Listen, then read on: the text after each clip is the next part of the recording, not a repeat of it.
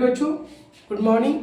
आज हम लोग बिहार टॉपर क्लासेज में आज हम लोग द्विघात समीकरण की बात करेंगे। क्या करेंगे? द्विघात समीकरण। द्विघात समीकरण में भी आपके एग्जाम में 2 से 3 नंबर का क्वेश्चन आता है, जो प्रत्येक साल पूछा जाता है।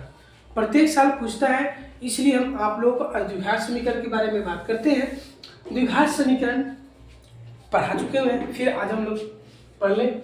द्विघात बहुपदों के शून्यांक ज्ञात कीजिए और शून्यांकों और गुणांकों के संबंध ज्ञात कीजिए। द्विघात, सबसे पहले हम लोग द्विघात बहुपद ज्ञात करेंगे, उसके बाद उसका शून्यांक ज्ञात करेंगे, उसके बाद आगे बढ़ेंगे। चलिए, x² - 2x - 8। सबसे पहले क्वेश्चन जब लिखेंगे इसे 3 भाग देख रहा है और इसे में 4 भाग बनाना। 4 भाग बनाने के लिए सबसे पहले प्रथम संख्या, द्वितीय संख्या, तृतीय संख्या, प्रथम संख्या में तृतीय संख्या से गुना करेंगे तो बीच की संख्या 2 भाग में बढ़ जाएगा। कैसे बढ़ेगा सिखा रहे हैं, देखिए रफ। प्रथम 1 x है तो इसको 1 मान लेते हैं। ये 1 में 8 से गुना करेंगे तो 8, 2 चौका 8। अब देखिए x² - 4x + 2x - 8। अब देखिए 4 भाग हो गया, इस 3 भाग थे, 4 भाग हो गया। अब कहिएगा सर ये कैसे इतना आएगा? तो देखिए x² 8 उतार दिए, -4x में से -4x में से +2x घटाएंगे तो -2x आ जाएगा। यहाँ तक किसी को दिक्कत नहीं ना? चलिए अब आइए, अब इसको एक भाग, इसको एक भाग मान लेते हैं। अब ये दोनों में जो कॉमन होगा उसे निकालेंगे। तो यहाँ कॉमन क्या है? x है, तो x निकालेंगे तो x में को x² से काटेंगे तो x आएगा, x में x से भाग करेंगे तो -4 बचेगा प्लस। अब यहाँ देखिए दोनों में क्या है? संख्या कॉमन है, तो संख्या कॉमन है तो क्या कर लेंगे? संख्या निकालेंगे। तो संख्या निकालेंगे तो 2 कॉमन कर लेंगे, तो 2 से 2 कट जाएगा तो x बचेगा, -2 चौका 8। देखिए तो दोनों संख्या बराबर आना चाहिए। अगर ये दोनों संख्या कोष्ठ के अंदर के बराबर आता है तो आप समझ जाइए कि आपका आंसर सही आ रहा है। x + 2, इस दोनों के बदले 1 लिखेंगे, x - 4। ये तो आपका द्विघात बहुपद आ गया। क्या आ गया? द्विघात बहुपद आ गया। लेकिन अब हमको क्या कर रहा है? शून्यांक ज्ञात करें। तो शून्यांक के लीजिए,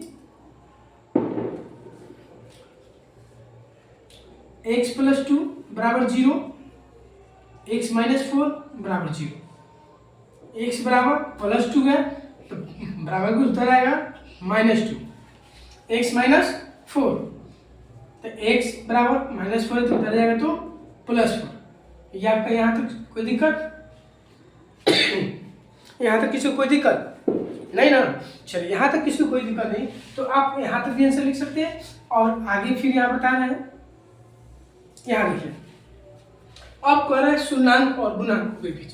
तो सबसे पहले शून्यांक, तो यहाँ सुन लीजिए, शून्यांकों का योग होता है। क्या होता है? योग होता है। तो शून्यांकों का योग होता है, तो शून्यांकों का योग होता है अल्फा प्लस बीटा। तो अल्फा प्लस बीटा होता है तो इसका होता है -b/a। क्या होता है? -b/a। अब कौन है? शून्यांकों का गुना, तो लिख लीजिए शून्यांकों का गुणांक। तो अल्फा इंटू बीटा होता है, अल्फा इंटू बीटा, जिसको गुना भी लिखते हैं।